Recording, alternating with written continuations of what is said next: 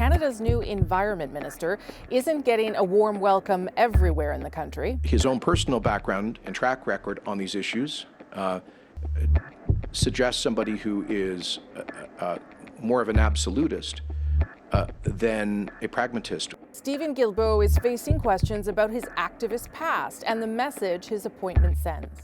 I don't have a secret agenda as Environment Minister, so I'm willing to sit down and work with anyone in the country who wants to fight, to work with us to fight against climate change. That work will start on the world stage with the UN's Climate Change Conference kicking off next week. So how will the minister be received abroad, and what does his reception at home tell us about the way forward? It's Thursday, and I'm here with At Issue for the second time this week. Chantal Hébert, Andrew Coyne, and Althea Raj. Good to see everybody. Althea, I'll start with you today. So let's start with some of the questions that the minister has faced since his appointment earlier this week, saying in that clip, "I've got no secret agenda." And now having to travel to COP26 to Glasgow and sort of make the case that Canada is taking climate change seriously.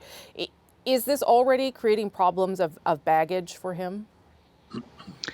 I don't think so. I think the government anticipated the response that Mr. Guilbeault's appointment was going to have, and that they actually kind of welcome the compare and contrast, if you will. They're fine with the Conservatives getting into knots with their disagreement over Mr. Guilbeault getting that position. They know that they've scored big points in Quebec, especially with his appointment as Environment Minister.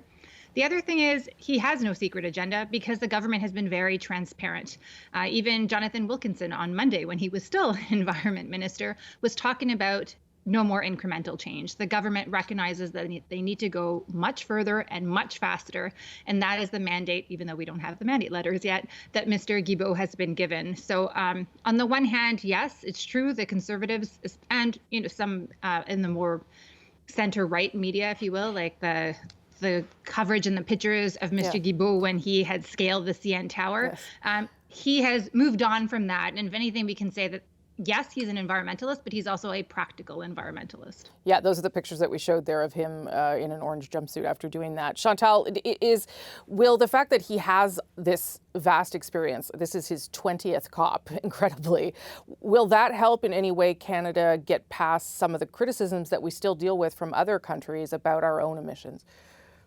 Of course it will. It's hard to imagine anyone representing Canada there that has more connections to that world.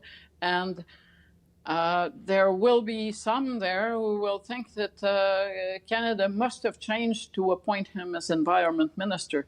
Now, to go back to Althea's point, in Quebec, Steven Guilbeault is not known as a radical environmentalist or an extremist. He's known as a half-full glass kind of guy rather than the half-empty version of environmentalism. If anything, in environmental groups, even as they're happy about this appointment, often lamented is willingness to talk to people who are not necessarily part of the group, the sect, the club.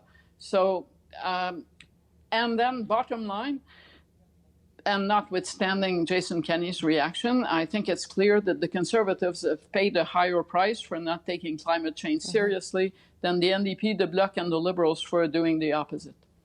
Jonathan Wilkinson's also going to COP26, as is, we just found out today, Chrystia Freeland. I wonder if, there's also a hope, Andrew, that the balance of Steven Guilbeault and Jonathan Wilkinson will reassure some people. That may be a hope. I'm not sure it's one that's likely to be realized. I certainly agree. Harping on somebody's radical past when they've chosen themselves to go into politics, signaling therefore that they want to work with people rather than simply yelling from the sidelines, I think that's vastly overdone. He's likely to be more pragmatic than he's been painted at. But at the same time, there's no doubt this sends a signal. And the signal is the government is putting the pedal to the metal, if I can use an outdated phrase.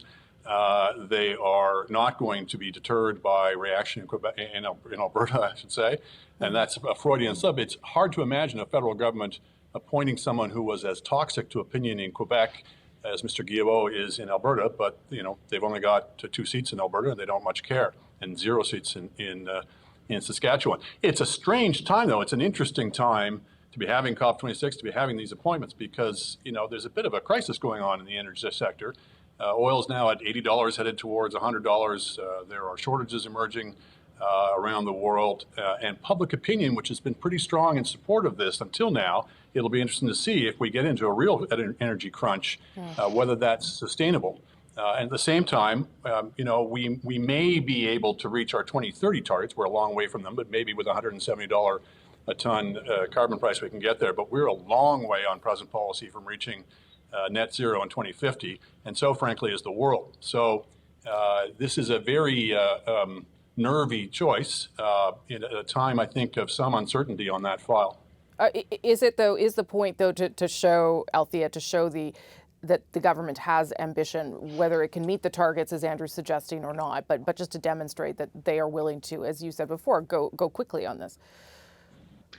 I think we've moved past the point of ambition, and people are really looking for results. And I take everybody's points. I agree with everything that, there would not have been a Steven Guilbeault type of person appointed in the reverse with regards to Alberta. But the point is, a lot of people sitting around that cabinet and in the Liberal caucus and in the House of Commons really believe that climate change is going to become an existential crisis and needs to be resolved. It is not just purely a political issue. In fact, many of them would rather see it not be a political issue and to see everybody working together, much like we have in the UK, for example, with the Conservative Party there is willing to work hard to achieve climate targets. So it's not just about politics in this case. The policy goes hand in hand with the politics. Last word on this subject to you, Chantal. I happen to think that the combination of the former Environment Minister, who pushed rather aggressively on this file, with Steven Guilbeault, so natural resources not being used this time as kind of a gatekeeper to keep environment in check, is probably a more potent message than the appointment of Steven Guilbeault. And I think if you read the tea leaves, to go back to politics for just a second, it probably helps that Jason Kenney has now become so discredited in his own province. Okay, Andrew, I'll give you 20 seconds just to weigh in on that too. Well, yes, to take up that point, the balanced path that the Liberals were taking until now is a little less balanced. They've tilted pretty decidedly in one direction. Yeah. I think that will help them in the eternal Liberal project of trying to tamp down NDP opposition. This will make it harder for the NDP to say, "Oh, you built a pipeline," when you've got basically they're giving both barrels on this. The caucus agreed to respect and abide by new rules which require parliamentarians attending the House of Commons and Senate to be vaccinated. At the earliest opportunity, a question of privilege will be raised in the House of Commons to challenge the improper conduct and precedent set by the Board of Internal Economy. So with less than a month to go now, Erin O'Toole is promising that his MPs will respect and challenge the mandatory vaccination policy for the House of Commons. What message is the party sending? Chantal, Andrew, Althea back for another round of At Issue. Andrew, I'll start with you on this one. Was this sort of the best and only compromise Erin O'Toole could get to with his party on this? Well, yeah, I mean, he's got a section of his party that frankly is out to lunch on this subject. That is not persuaded by a pretty overwhelming scientific consensus. Sounds like a familiar term when it comes to the pandemic. And he's been made to look, I think, very foolish needlessly, because ultimately the decision is going to be made, and ultimately everyone's going to have to abide by the vaccine mandate. But in the process, he's taken, I think, at least 3 positions in the last week. He was going to abide by the mandate, then he was going to challenge it, and now he's going to both abide by it and challenge it. Which, as silly as that sounds, is probably the position he should have landed on at the beginning, which is, yes, there's a legitimate issue about who should decide the rule. It should not be the Board of Internal Economy, but the rule is the right one, and the rule is the rule that's going to be decided by the whole House of Commons. And of course, as you may have suggested off the top, he's also left open this question of, well, anybody who attends the House of Commons is going to have to be vaccinated. It leaves open the question of, are some of them going to stay home? Which, given the Tory position, which is that we're not going to, we don't favor allowing hybrid sittings anymore leaves open the possibility that some of them will just be basically goofing off. Yeah, I mean, it sounds like the people who aren't vaccinated, who I understand are not like double digits at this stage, we're talking a handful of people, will just stay home until this gets dealt with in some other way. But the other people have this issue around freedom of choice, it sounds like, from the things I hear, Chantal. And I wonder whether that is, I don't know, whether it's resonating with people or whether it makes sense. I don't think that the critical mass in the Conservative caucus, and I include senators in there, are really up for having a fight over freedom of choice on the issue of vaccines. Be it only because they themselves have some staff that have health issues, that do not really want to be spending their days with freedom of choices. And I think that was the message this week to those who will not be vaccinated. Now, the problem with staying at home for whoever is left has been shoveled forward by Erin O'Toole, but the fact is that if they don't come from some driving distance of Ottawa, they're not going to be able to get on a plane to get here.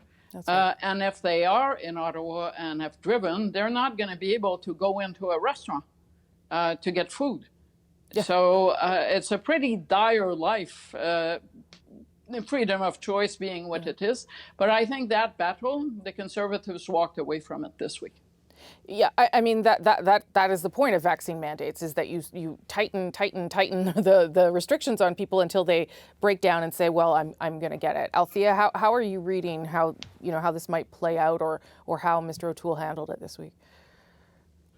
One, I'd like to say that at least the Conservative caucus is meeting, because the Liberals still have not had a caucus meeting since the election. So at least the Tories are meeting. No, many of them are not happy about it.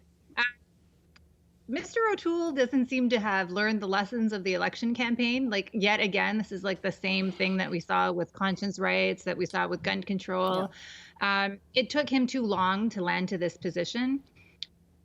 Yes, there was an argument that the Board of Internal Economy, this kind of committee that in this case met behind closed doors to discuss this, shouldn't be the body making decisions that curb the rights of individual members of Parliament. But that is actually what the board does all the time. Like, this board, in a vote, agreed to fine NDP MPs, some of them hundreds of thousands of dollars, for participating in a satellite office scheme. So it's not like this is the first time the board has taken a decision by a vote. Mr. O'Toole was squeezed between either taking a stance that suggested that he supported the anti-vaxxers, or taking a stance that suggested that he was in favor of vaccine mandates, and then having some members of his caucus, because they were going to, stand up and suggest that the board had no right to do this. So he needed to find a middle ground. In the end, this probably pleases nobody. It does, however, raise an interesting question about the MPs, some of whom are double vaccinated, but have shown not support for, but concern about, and have chosen to vocalize the fears of some of their constituents who are anti-vaxxers, or people who kind of suggest that they're not vaccinated, but we don't really know. Like, I think of Leslyn Lewis, the former leadership challenger. Will she show up in the House? Will she choose to sit at home? And perhaps it will mute the voices of his loudest critics. So there may be some benefit to this position. I guess we'll see on November 22nd. But I think the first test of that, this isn't over by any measure, is will Mr. O'Toole be appointing people who will not reveal their vaccine status or who are not vaccinated to his shadow cabinet? How could he? Because that's the next question. Which is and we shouldn't overlook the potential for mischief here as a sort of a proxy way of tormenting the leader because you have doubts about his leadership. You can using this as the ise with which to cause him low-grade trouble or high-grade trouble over time. I wouldn't put it past people. Okay, I got to leave it there for this week. But you guys have done double duty all week, and I thank you for coming back. And I'll see you next week. Thanks.